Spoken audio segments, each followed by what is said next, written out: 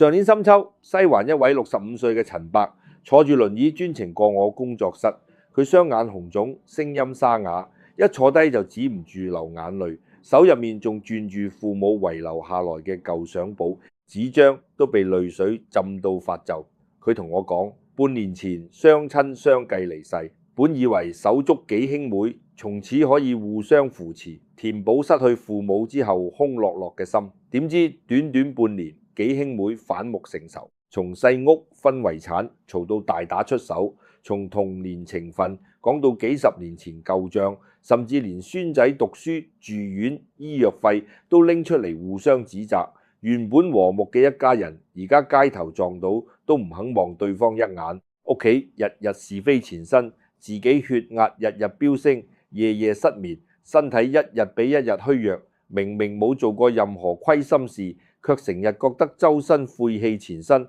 流連做咩都阻滯，存唔到錢，身體小病不斷。佢始終想唔明白，從細一齊捱大嘅手足，點解父母一走，情分就碎得一地，都檢唔返。我當時並冇急住安慰佢，只係攤開手邊攤放嘅《易經》坤卦同家人篇，緩緩同佢講透底層道理。世間九成手足反目嘅禍根，從來唔係金錢本身，而係父母在世嘅時候，所有人都有一層遮風擋雨嘅庇護。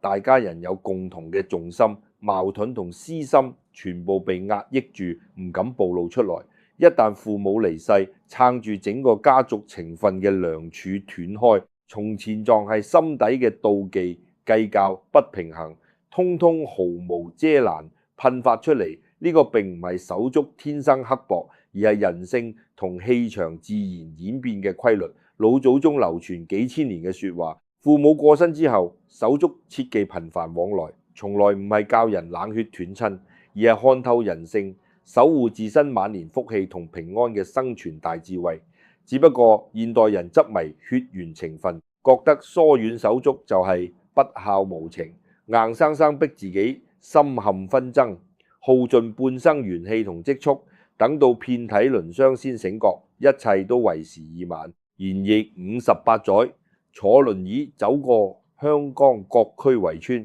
順德祖地宗族，聽過幾萬個街坊聽眾嘅親族故事，見過無數原本親密無間嘅手足，父母離世之後徹底決裂。有60幾歲嘅長兄被細妹控訴私吞父母退休金，有年過花甲嘅姊妹因為一間舊屋產權對簿公堂，亦都有一眾兄弟因為輪流照顧父母嘅舊賬，幾十年嘅情分一朝清零。好多人會同我爭辯，血濃於水，父母走咗之後，世上剩低手足係最親嘅人，點解仲要刻意減少往來？豈唔係白白斷咗世間唯一嘅親緣？今日我唔講空泛嘅大道理，唔搬書本入面生硬嘅卦辭，只係用幾十年見過嘅真人真事，結合易經人倫氣場，同所有踏入中年花甲之年嘅老友，講透呢層從少有人願意聽嘅真話。呢份看似涼薄嘅處世準則，實質係老祖宗體察人性之後，留俾後人自保平安、守住福壽嘅至深智慧。所謂少嚟往，從唔係從此斷絕來往，老死不相往見，而係減少無意義嘅日常聚會，減少長時間閒談，避免獨處傾訴家事，維持淺淡禮節性來往，唔好再好似父母在世時一樣，3日2頭聚餐，事事互相傾訴，大小家事互相插手，過分親密嘅距離只會放大所有人心底嘅私心同不平衡，最終情分盡毀，兩敗俱傷。先講透人性底層嘅平衡心態。父母健在嘅歲月入面，屋企有一個絕對嘅重心，所有手足嘅付出所得都會有父母從中調和平衡。細個讀書交學費，成年結婚置業，中年住院調養，父母會盡自己能力補貼每一個仔女，盡力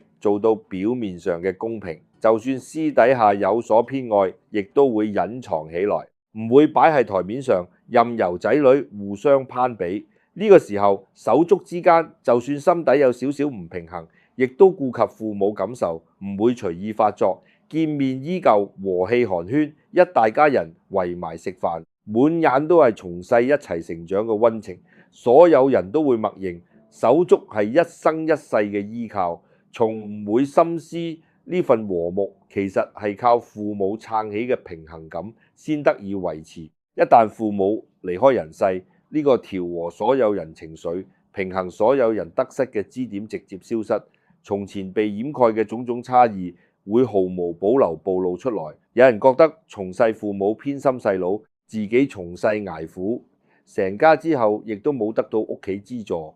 有人覺得父母晚年長期由自己獨自照顧，其他手足只係偶爾探訪，遺產分配卻要平分，心底極度唔服。亦都有人生意順遂，家底豐厚，手足眼紅妒忌，暗中算計，想分一杯羹。種種積壓幾十年嘅心結，失去父母從中勸解調停，只要頻繁見面，長時間傾談，少少一句閒話都會引燃積攢多年嘅怨氣。本來一句無心嘅感慨，會被對方解讀成刻意炫耀、暗藏指責，輕則爭執吵架，重則反目成仇，牽扯出無數舊賬同是非。一旦結下仇怨，從前幾十年嘅溫情會全部抹殺，往後餘生只餘下厭惡同隔閡。原本想依靠手足填補失去雙親嘅空虛，最後反而多咗一班日日消耗自己福氣、帶來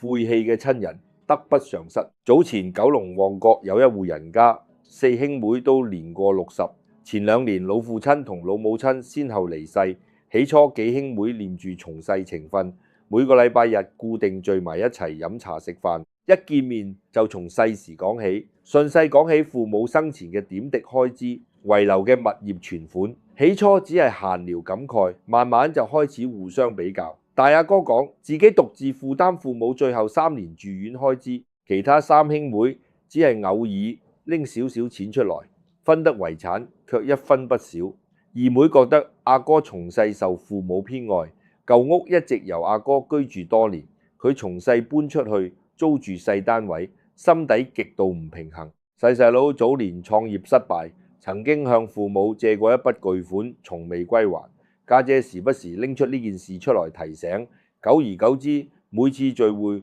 都會嘈到面紅耳赤，從一開始嘅幾句爭執演變成互相揭短翻舊賬。到後來飲茶聚會變成一場又一場紛爭，每個人返屋企之後都滿腹怨氣，夜夜失眠，血壓心臟毛病接連找上門。大阿哥本來身體硬朗，長年堅持晨運行山，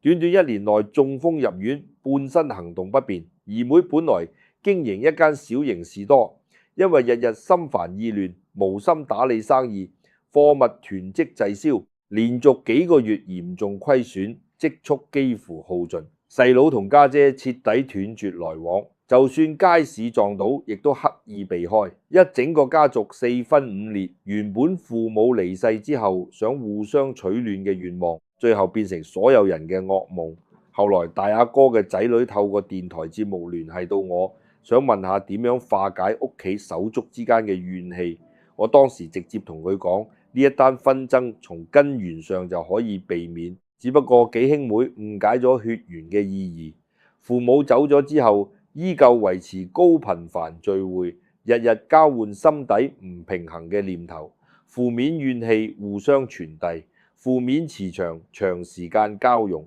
自然會招來病痛、破財各種衰運。倘若當初父母過身之後，大家適度減少往來，只係逢年過節簡單問候，唔好深入傾訴家事，唔好長時間獨處交談，就唔會一步步積壓怨氣，落到今日無法收拾嘅地步。易經同人卦有云：同人之先，以親族為本；同人之後，宜分靜安身。呢句說話好多人只睇前半句，曉得家族親緣寶貴，卻忽略咗後半句藏住嘅自保智慧。同人卦講嘅和睦相處，係有長輩居中調和，有家規約束之下嘅親族相處模式。一旦撐起家族嘅長輩不在，親族之間嘅同就容易演化成爭。每個人命格、財運、心性各不相同，長時間近身往來，磁場會互相衝擊。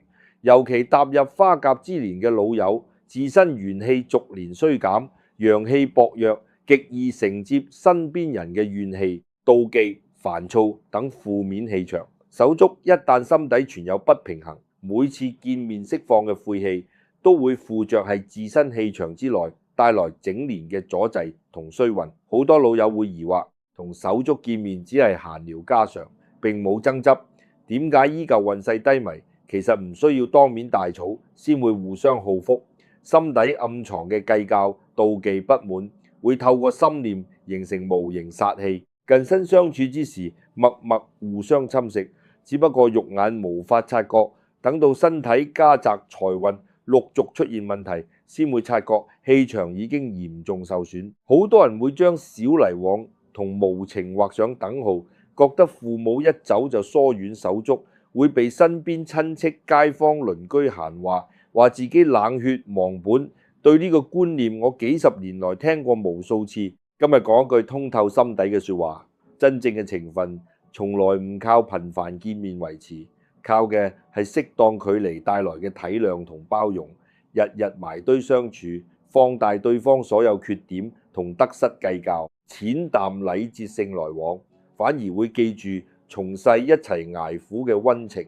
唔會被金錢家事消磨掉僅存嘅善意。我認識一位屯門圍村嘅長者，今年72歲，15年前雙親一齊離世，佢有2個細佬同1個家姐。當初處理遺產嘅時候，所有人都擔心4兄妹會因為屋企舊地爭執，點知呢位長者一早看透人性，處理完父母後事，分妥遺產之後，直接同幾位手足講清楚，往後唔好每個禮拜聚會飲茶，逢年過節簡短問候，屋企各自嘅家事唔好互相插手，有急事先再聯繫，平時各自過好自己嘅日子，唔好隨意傾訴心底嘅不滿同計較。一開始幾位手足都覺得佢太過涼薄，心底有所芥蒂，但時間一長，所有人都發覺少咗頻繁見面帶來嘅摩擦，反而記住從細一齊成長嘅情分，從未因為任何舊賬家事發生爭執，幾家人各自安穩，仔女讀書順利。長者本人身體硬朗，每年都可以搭車周圍遊覽，家底亦都逐年積厚。對比前面旺角4兄妹嘅下場，高下立見，同樣係失去父母嘅手足，一類頻繁往來，最後反目耗福；一類保持距離，終生和睦無爭。差別只在於有冇聽從老祖宗留低嘅處世智慧，分清親緣之間適合嘅相處距離。仲有好多人執迷於一個錯誤觀念，父母離世之後，世上剩低手足係唯一血脈親人。遇到困難只能夠依靠手足，所以要多往來多傾訴。其實呢個諗法本末倒置，真正能夠依靠嘅從來唔係血緣，而係心性契合、懂得體諒嘅人。血緣只係天生嘅連結，唔代表心性、三觀能夠相容。好多手足從細生長係同一個屋企，但成年之後各自成家，經歷完全唔同。有人知足常樂，有人貪心計較，有人溫厚包容，有人敏感多疑，三觀早已分道揚鑣，只係從前有父母撐住，先勉強維持表面和睦。一旦失去調和之人，頻繁交談只會放大彼此之間嘅分歧。你覺得理所應當嘅付出，佢覺得係刻意虧待；你覺得知足嘅生活，佢心底滿是妒忌。久而久之，原本想尋求依靠嘅傾訴，會變成互相消耗嘅負擔。你同佢傾訴生活之中嘅困難，佢唔會真心體諒，反而暗自比較，暗自慶幸自己處境比你好，甚至暗中散播你嘅不如意。你同佢分享生活之中嘅喜訊，佢唔會真心祝福你，反而心生妒忌，暗中詛咒你運勢下滑。兩種截然不同嘅心念氣場交融，自身福氣自然會持續外泄。長此以往，整年做咩都唔順，財富留唔住積蓄，身體小病纏身。我喺電台主持節目幾十年，每一年都會接到大量中年花甲聽眾嘅來電，大半都係父母離世之後，手足之間產生各種各樣嘅矛盾。有一位66歲嘅聽眾，早年母親過身之後，一心想同細妹修補情分，每個禮拜都專程搭車過細妹屋企坐大半日，傾訴自己獨自撫養仔女嘅辛苦，分享自己生意上面嘅收穫。起初細妹仲會客氣應和，後來慢慢滋生妒忌，私底下同其他親戚講呢位聽眾刻意炫耀家底，嫌棄自己生活清貧，甚至暗中散播謠言，講佢私吞母親遺留下來嘅首飾。兩姊妹從此徹底決裂。呢位聽眾日日鬱結於心，患上嚴重失眠同抑鬱，連續2年投資全部虧損，積蓄損失大半。佢打電話上節目嘅時候，滿臉委屈同不解，明明自己一心修補姊妹情分，點解最後換來惡意中傷？我當時同佢拆解易經氣場規律，人嘅喜樂同煩憂只適合同懂得真心祝福、體諒自己嘅人分享。手足心底一旦存有不平衡，過分傾訴只會引發對方嘅妒忌殺氣，近身往來次數越多，自身福氣被吸走得越嚴重。所謂少嚟往並唔係斷絕親緣，而係減少長時間近身交談，減少家事深入傾訴，避免釋放自身喜悲，引發對方嘅負面心念，守住自身純正氣場，唔好隨意將自身福氣心事暴露喺心存計較之人面前。老祖宗流傳落嚟嘅規矩，父母仙遊之後，手足不宜頻繁相聚，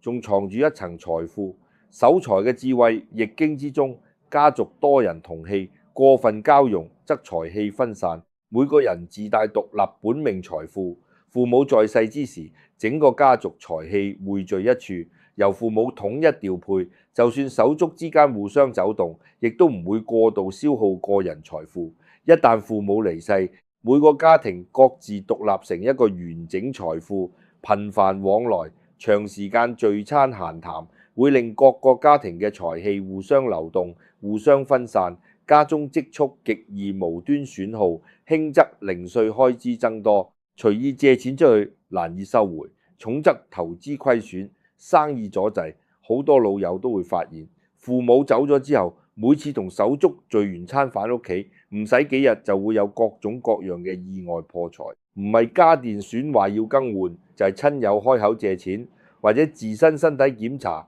需要繳納高額醫藥費。其實背後嘅底層邏輯就係多個獨立財富長時間交融，財氣無法安穩駐留，自然隨住交談聚會四散流失。倘若適度減少往來，每個家庭財富維持獨立穩定嘅氣場，唔會過度交融分散，積蓄先可以安穩流傳，唔會隨意出現無端破財嘅情況。仲有好多人會質疑，難道手足從此唔好見面、唔好往來？呢個誤解一定要拆穿。少嚟往從唔係斷絕所有聯繫，只係捨棄無意義、高頻率嘅日常往來，保留禮節性、急事性嘅淺淡相處。逢年過節拎少少禮物，登門問候10幾分鐘，簡單寒暄2句就離開，唔好留低長時間坐低傾訴家事。屋企出現重病、大事、白事呢類急事，手足互相搭把手幫忙，事完之後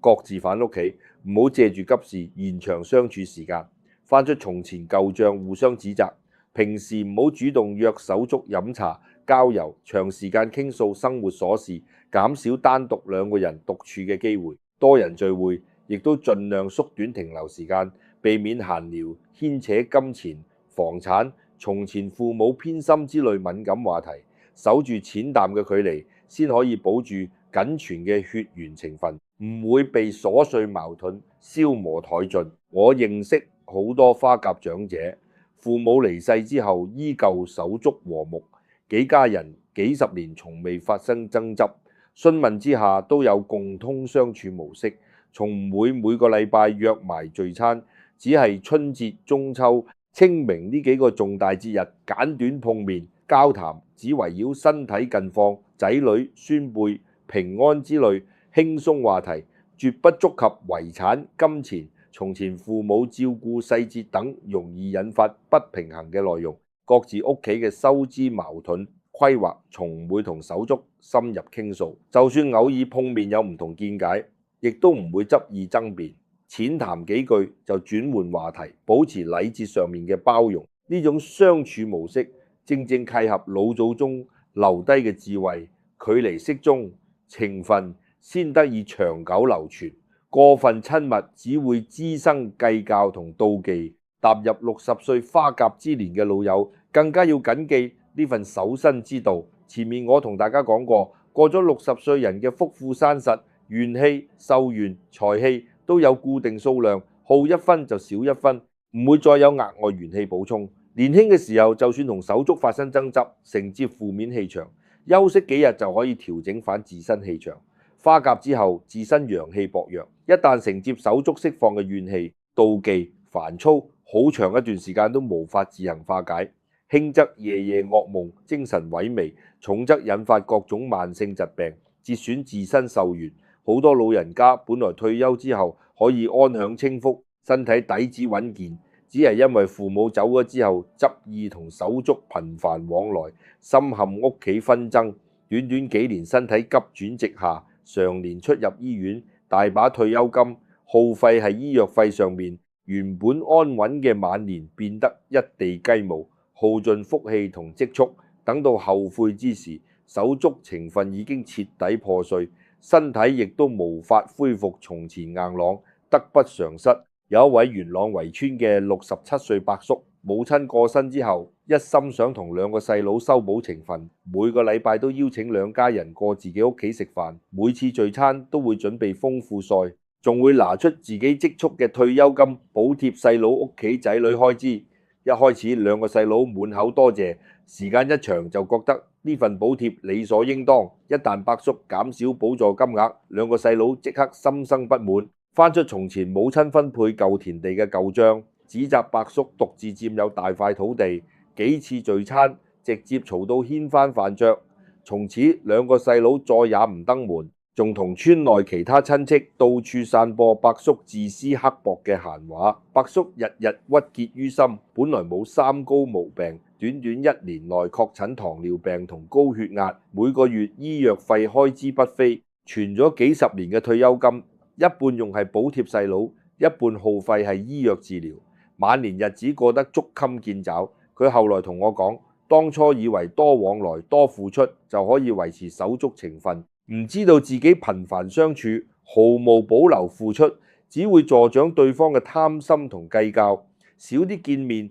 少啲插手彼此家事，反而唔會滋生呢麼多矛盾。呢番心底感慨係佢耗盡福氣、破碎情分之後先領悟到嘅道理。可惜為時已晚，原本安穩嘅晚年被手足紛爭徹底打亂。易經講：親緣貴，疏不貴密，密則生爭，疏則生溫。世間所有親人相處都逃唔開呢條鐵律。父母健在嘅時候，屋企有共同嘅目標同重心，密相處只會滋生溫情。父母離世之後，每個小家庭各自有各自嘅利益，各自嘅煩憂。過分親密、頻繁往來，只會放大利益衝突同心底不平衡。所謂老祖宗嚴格智慧，嚴格嘅從來唔係對手足冷漠，而係嚴格分清界限，唔好將自身家事、財運、心事毫無保留暴露喺手足面前。嚴格控制見面次數同相處時長，嚴格唔插手對方屋企任何瑣事，守住界限先可以守住情分同自身福壽。好多人覺得呢份界限感係無情，實質係對自己對手足雙方嘅保護，冇利益牽扯，冇長時間近身交換負面情緒，雙方先會記住從細一齊捱苦嘅溫情，唔會被金錢得失消磨掉所有善意。仲有好多人顧及身邊街坊、遠房親戚嘅閒言碎語，驚人哋話自己父母一走就疏遠手足，落得不孝冷血嘅閒名。其實世間旁人嘅閒話只係一陣風，過幾個月就會煙消雲散。唯有自身身體積蓄晚年福氣，係伴隨餘生嘅珍貴財富。唔好為咗迎合旁人眼光，逼自己深陷手足紛爭，日日承接負面晦氣，耗盡自身元氣同積蓄。旁人只係茶餘飯後閒談幾句，真正承受病痛、破財、心煩折磨嘅，只有你自己同你屋企嘅伴侶、仔女。唔好本末倒置，為咗虛無嘅旁人評價，犧牲自己餘生平安順遂。我見過太多老人家驚街坊閒話，強迫自己同手足維持高頻繁往來，日日深陷屋企是非，身體越來越差，家底持續虧損。最後旁人依舊會講閒話，仲多咗屋企反目、身體虛弱嘅話題，反而不如適度疏遠，過好自己嘅日子，身體硬朗，家底安穩。時間一長，旁人只會羨慕你晚年清閒無紛爭，唔會再隨意議論你同手足之間嘅相處模式。好多人會同我辯解，自己同手足從細情分極好，從未因為金錢家事發生爭執。父母走咗之後，依舊可以親密往來，唔會滋生矛盾。呢個時候就要分清，暫時嘅和睦唔代表永遠唔會產生衝突，只係暫時冇觸及核心利益。一旦涉及房產、大筆遺產、輪流照顧年老伴侶、仔女、婚嫁、大額開支呢類重大利益問題，從前埋藏心底嘅不平衡、妒忌就會瞬間爆發。從前幾十年嘅和睦會一夕之間徹底粉碎。人性嘅私心從來唔會消失，只係未遇到足夠牽扯利益嘅事，適度減少往來，提前拉開距離，唔給私心滋生爆發嘅機會，先係長遠自保之道。唔好僥倖覺得自己手足心性溫厚，永遠唔會同自己計較得失。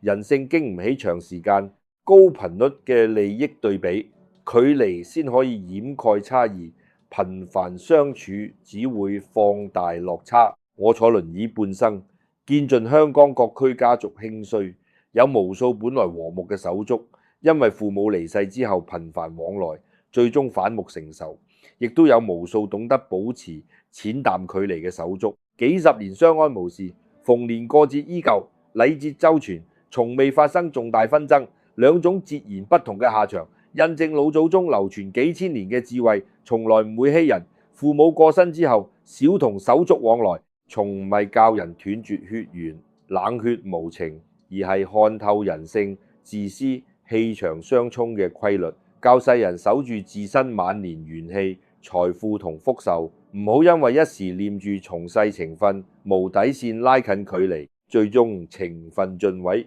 福氣耗盡，落得晚年病痛纏身、是非不斷嘅下場。踏入花甲之年嘅老友，餘生最寶貴嘅，從唔係表面熱鬧嘅手足聚會，而係身體無病痛、屋企無是非、財富有積蓄，能夠安靜自在度過每一天。唔好執迷於血緣情分，強行維持高頻繁近身往來，學會聽從老祖宗留低嘅嚴格處世規矩，減少無意義聚餐，減少長時間獨處閒談，唔插手彼此家事，唔隨意傾訴心底得失喜怒，維持淺淡禮節性來往，守住適當嘅相處距離。一來唔會滋生利益矛盾，保存從細一齊成長嘅手足情分；二來隔絕手足心底暗藏嘅妒忌、怨氣、晦氣，保護自身本命元氣同福壽；三來穩固各個家庭獨立財富，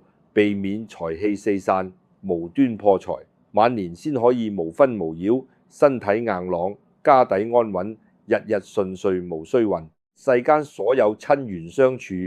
都要有分寸同界線。父母健在之時，一家人緊密相依係溫情；